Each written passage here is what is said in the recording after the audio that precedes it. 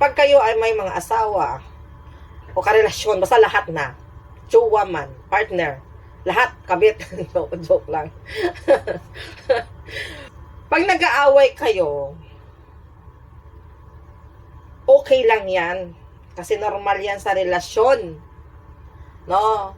Hindi yung nag-aaway lang kayo, maghahanap ka ng comfort ng iba, hindi yan maganda.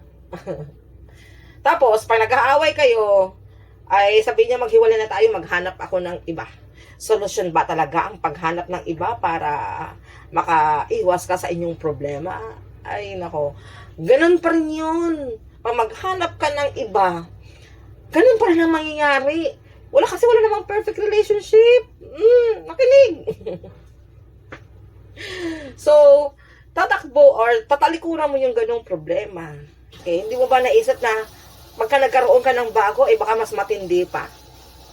Alam nyo, pag may mga problema kayong mag-partner dyan, or mag-asawa o ano man dyan, laylo muna. Wag mo nang patulan ang isa. No? Kalmahan muna. Tapos, pag okay na, doon na kayo ulit mag-uusap. Iba lang mag-aaway mga kayo dyan. Pero bandang huli, kayo pa rin, hindi kayo nag-iiwanan. Hindi yung nag-away lang kayo.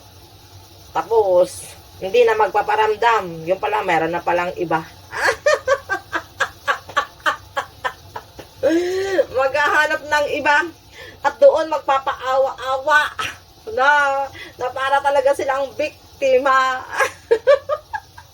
Ay, mag-ingat-ingat kayo dyan, single mom ha. Pero hindi na to para sa mga single mom. Para to sa pangkalahatan.